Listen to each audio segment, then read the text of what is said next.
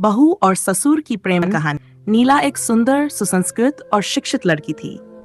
उसका विवाह शहर से दूर एक गांव में हुआ था। उसका पति अर्जुन एक बहुत ही मेहनती किसान था जो अपने पिता के साथ खेतों में काम करता था। अर्जुन के पिता रघुवीर सिंह गांव में बहुत इज्जतदार व्यक्ति थे। उनकी पत्नी का देहांत कई साल पहले हो चुका था और तब से उन्होंने अपने बेटे को ही अपनी दुनिया बना लिया था। जब नीला पहली बार ससुराल आई तो उसने देखा कि यह घर बहुत अनुशासित और नियमों से बंधा हुआ था। रघुवीर सिन्हा बहुत सख्त स्वभाव के थे, लेकिन उनके हृदय में कहीं एक कोमलता भी छिपी थी जिसे बहुत कम लोग देख पाते थे। नीला को यह घर नया और अनजान लग रहा था, लेकिन वह हर किसी के दिल में जगह बनाना जानती थी। धीरे धीरे वह इस घर में रमने लगी। वह एक आदर्श बहू की तरह सारे कर्तव्यों को निभाने लगी। खाना बनाना, घर की साफ सफाई करना और परिवार का ध्यान रखना, ये सब उसने बखूबी संभाल लिया। अर्जुन उससे प्यार करता था, लेकिन वह खेतों और कामों में इतना व्यस्त रहता कि उसे नीला के साथ ज्यादा वक्त बिताने का मौका नहीं मिलता था।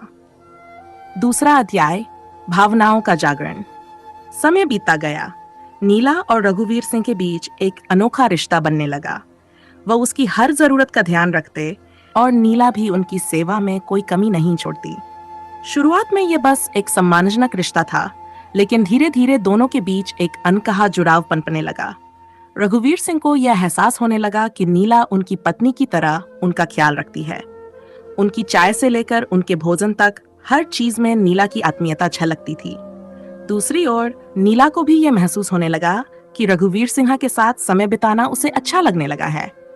वह उनके साथ बातें करने लगी, उनकी पुरानी कहानियां सुनने लगी और उनके सुख दुख को समझने लगी।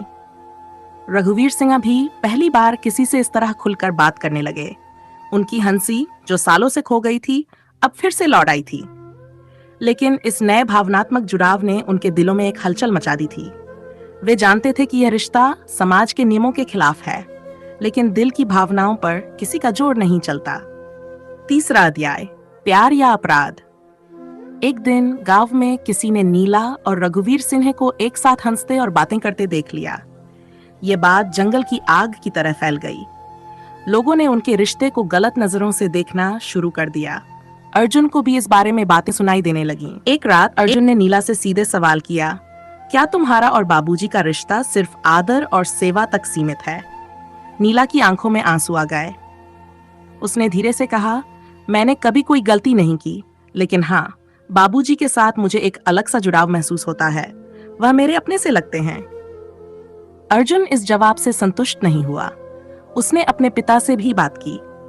रघुवीर सिंह ने कोई सफाई नहीं दी, बस कहा, कुछ रिश्तों को समझना आसान नहीं होता बेटा। अर्जुन के दिल में संदेह घर कर गया। उसे लगने लगा कि उसके पिता और उसकी पत्नी के बीच ऐसा कुछ है जो उसे नहीं दिखाया जा रहा।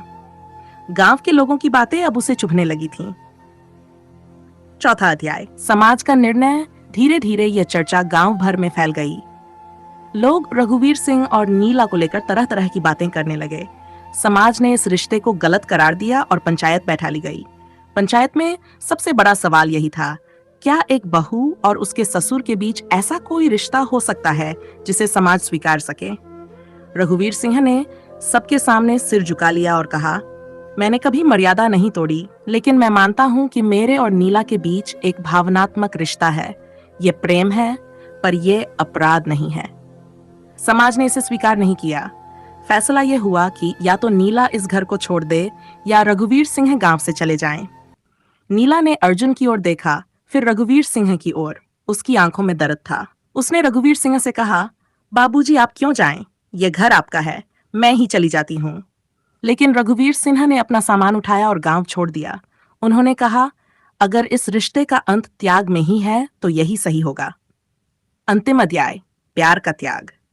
रघुवीर सिंह के जाने के बाद नीला और अर्जुन का रिश्ता फिर से सामान्य होने लगा, लेकिन नीला के मन में हमेशा एक खालीपन बना रहा। रघुवीर सिंह ने अपना बाकी जीवन एक साधु की तरह बिता दिया, दूर कहीं जंगलों में। उन्होंने अपने प्रेम का त्याग कर दिया, लेकिन उनके दिल में नीला की यादें हमेशा जीवित रहीं। समाज ने अपने नियमों को बनाए रखा, लेकिन क्या वे भावनाओं को रोक पाए? शायद नहीं।